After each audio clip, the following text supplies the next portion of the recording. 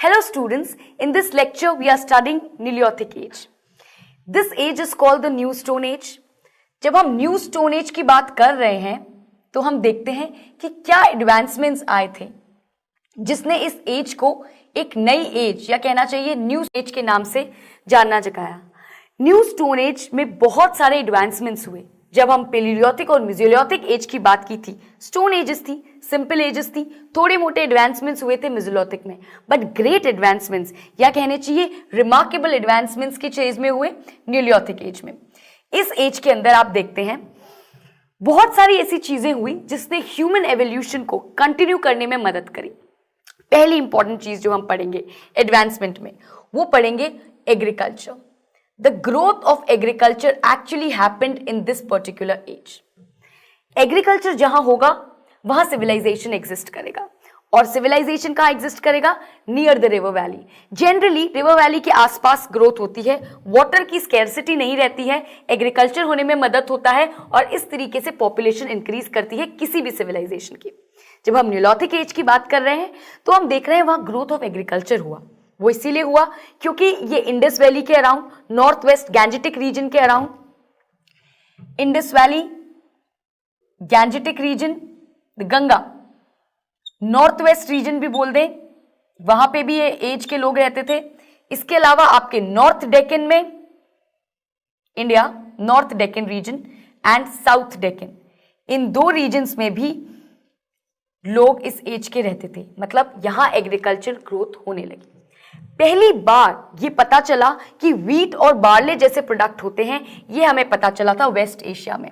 In the 7000 BC century if you see, then use of wheat और barley, ये बात आई थी वेस्ट एशिया से। उसके बाद हमने देखा हमारे इंडिया में भी बेलान वैली में राइस कल्टीवेशन की बात हुई।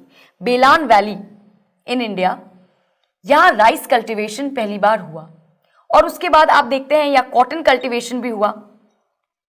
तो ये सारी ग्रोथ यहां होने लगी। अलग अलग तरीके के एनिमल्स को डोमेस्टिकेशन करने लगे। यहां इस वक्त इस एज में, न्यूलिथिक एज में, डोमेस्टिकेशन ऑफ एनिमल ये पहली बार स्टार्ट हुआ। अब आप बोलेंगे पहले भी तो एनिमल्स का यूज होता था। पुरानी जो एजेस थी मेसोलिथिक और palaeolithic, let me make it clear for you, उस एज में एक्सप्लॉइटेशन होता था। माने कोई जानवर है तो उसे हंटिंग पर्पसेस के लिए यूज करते थे क्योंकि और कोई प्रोडक्ट नहीं था। नेचर से जो प्रोडक्ट मिलते थे उसी को यूज करते थे अपने खाने के लिए या for other purposes. But actually इस एज में क्योंकि फूड प्रोडक्ट्स आने लगे जैसे व्हीट एंड बार्ले, राइस, अलग अलग फूड ग्रेन, रागी, मिलेट, इस तरीके के फूड ग्रेन्स भी आने लगे न्यूलिथिक एज में, तो यहाँ डोमेस्टिकेशन हुआ। डोमेस्टिकेशन किसका? गोट, पर्टिकुलरली इन एनिमल्स का, शीप एंड कैटल, इन सारे जानवरों का डोमेस्टिकेशन, इन्हें पालने लगे for milk purposes. These purposes they were actually considered to be good. Domestication के बाद हमने देखे कि इस एज में आई fire. Because of fire the cooking become easy. You can protect yourself from animals. Fire ने एक बड़ी big discovery you can say, जो मार्क स्टोन है इस एज की, फायर का आना। फायर के अलावा इस एज को एडवांस एज इसीलिए माना जाता है क्योंकि यहाँ पहले सिरेमिक यूज नहीं था। इनिशियल एज में no ceramic use, later ceramic, you know the material that is used for making utensils, घर को डेकोरेट करने के लिए, पॉट्स बनाने के लिए, वो यूज होने लगा। Use of terracotta also spreaded, अलग अलग तरीके के आइडियल्स बनने लगी, वर्शिप के लिए बनने लगी, डेकोरेशन के लिए बनने लगी, मेटल्स यूज करने लग गए। इनिशियली मेटल्स का भी यूज नहीं था बट लेटर ऑन आप देखेंगे इस एज में कॉपर यूज करने लग गए। ये मतलब है एडवांस्ड एज हो गई, यहाँ अलग तरीके के मेटल्स भी यूज में आने लग गए। ये वो एज थी जहां हम बात करेंगे एग्रीकल्चर तो था, इसकी वजह से क्या हुआ? House construction. यहां हाउस कंस्ट्रक्शन होने लग गया। पुरानी एजेस हमने जो पढ़ी है उसमें हमने देखा है हाउसेज वर नॉट कंस्ट्रक्टेड क्योंकि लोग नोमैडिक लाइफ लीड करते थे। नोमैडिक मतलब उनकी सेटल्ड लाइफ नहीं थी, एक जगह से दूसरी जगह मूव ऑन करते थे जहां उन्हें खाने के लिए चीज मिलता। बट न्यूलिथिक में ऐसा नहीं था। यहां लोगों ने कंस्ट्रक्ट करना शुरू कर दिया हाउसेस। किससे? Mud bricks. Mud bricks use किया और इससे कंस्ट्रक्शन शुरू किया और बहुत ही नीट कंस्ट्रक्शंस होने लगे। यहां परमानेंटली लोगों ने रहने का सोचा क्योंकि उन्हें प्रोडक्ट मिल रहा था खाने का। इसीलिए धीरे धीरे आप देखेंगे कि एडवांसमेंट होने लगा इस पर्टिकुलर एज में। अलग अलग साइट्स जैसे हम कश्मीर में भी देखें, श्रीनगर,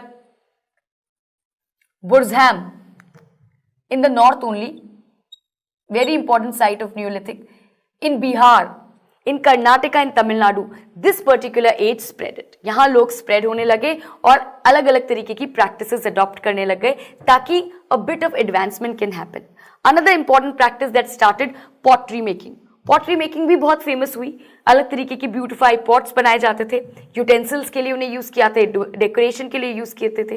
व्हील, पहले हैंडमेड आया, हैंडमेड पॉटरी, फिर व्हील मेड पॉटरी बनने लगी. एक एडवांसमेंट है.